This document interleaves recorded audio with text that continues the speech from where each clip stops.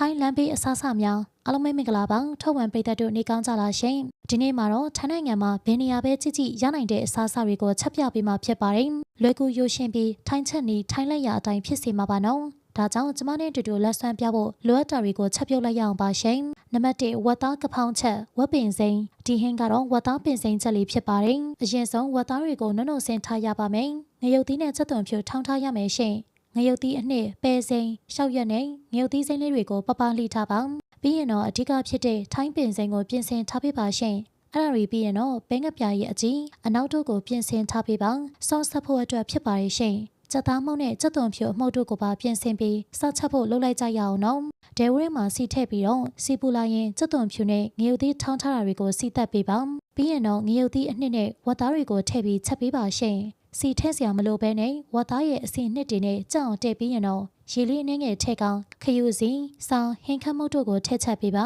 ဒါရီပြီးရင်တော့အခုနောက်ကငရုတ်သီးပဲစိမ်းနဲ့ရှောင်းရက်တို့ကိုထည့်ချက်ပေးလိုက်ပါရှင်အားလုံးပြီးသွားပြီဆိုရင်တော့နောက်ဆုံးပိတ်ပင်စိမ်းရလေးတွေအားလုံးကိုထည့်ပေးပြီးဝက်သားပင်စိမ်းချက်လေးရလာပါပြီနော်ဒီဟင်းလေးကတော့ထမင်းပူပူနဲ့တွဲစားရင်အရသာရှိပြီးတိတ်စားလို့ကောင်းပါပဲရှင်နံပါတ်2ထိုင်းတင်မောသီးပစွန်ချက်ဒါကတော့ရှုရှဲပွင့်ထွက်ပြီးအတော်လေးကိုစားလို့ကောင်းပါပါရှင်နေမကောင်းတဲ့အချိန်ဒီအစားအစာကိုစားလိုက်ရင်တော့ပွင့်ထွက်ပြီးချက်ချင်းတက်တာသွားစီရပါမယ်နော်ဒီတင်မောသီးချက်လေးကတော့ထိုင်းရဲ့တော်ဝင်အစားအသောက်တွေထဲမှာပါတော့မလို့ပစွန်တင်မောသီးချက်လေးကိုချက်စားရအောင်ပါရှင်အရင်ဆုံးပစွန်နဲ့ကင်းမွန်တွေကိုစီစဉ်ထားရမယ်ရှင်တရက်သည်ငရုတ်သီးတောင်ရဲ့စက်သွန်ဖြူရဲ့ကိုပြင်ဆင်ထားမယ်ငရုတ်သီးအနီအစိမ်းရဲ့ငါးဝူသီးကဖောင်ရွက်တွေရဲ့လိုအပ်တဲ့ပြောင်းဘူးမှုရီဘာညာအသီးရွက်တွေကိုပြင်ဆင်ထားပေးလိုက်ပါအတုတ်ထဲထဲမဲ့ငရုတ်သီးရဲ့စက်သွန်ဖြူရဲ့တရက်သီးနုံနုံဆင်းထားတာတွေကိုထည့်ထောင်လိုက်ပါရှင်ပြီးရင်တော့ခုနကထောင်ထားတဲ့ဟာတွေကိုစီသက်ပေးပါ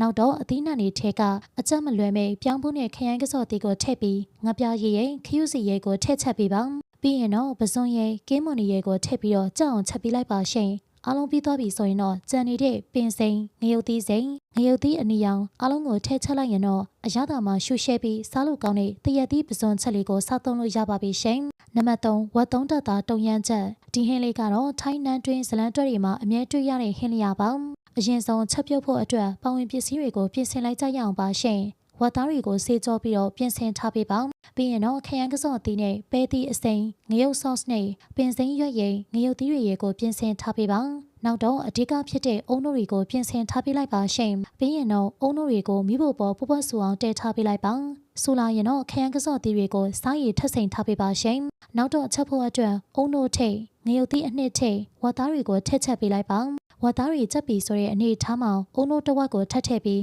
စက်သွန်ဖြူအနှစ်အနေငယ်ထည့်ပြီးမှွေပေးပါရှင်စက်သွန်ဖြူကြိတ်ထားတာကိုလိုသလိုလေးထည့်လို့ရပါတယ်နော်ပြီးရင်တော့ခရမ်းကစော့သီးရဲ့ကျန်တဲ့အရွက်နဲ့ငရုတ်သီးရဲ့ကိုထည့်ပြီးချက်လိုက်ရင်တော့အရသာရှိပြီးစားလို့ကောင်းတဲ့ဝက်သားတုံရမ်းချက်လေးကိုရရှိလာပါပြီရှင်ဒါကတော့ထိုင်းအိမ်ချက်နီးတွေမလို့အိမ်ရှင်မတို့တေချာလေးချက်စားကြည့်လိုက်ပါစိတ်ဝင်စားဖို့ကောင်းတဲ့နောက်ထပ်ဟင်းလျာတွေအတွက် like and follow လုပ်ဖို့မမေ့ပါနဲ့ဦးနော်အားလုံးကိုကျေးဇူးတင်ပါတယ်နေ့ရက်တိုင်းအတွက်ပျော်ရွှင်ပါစေ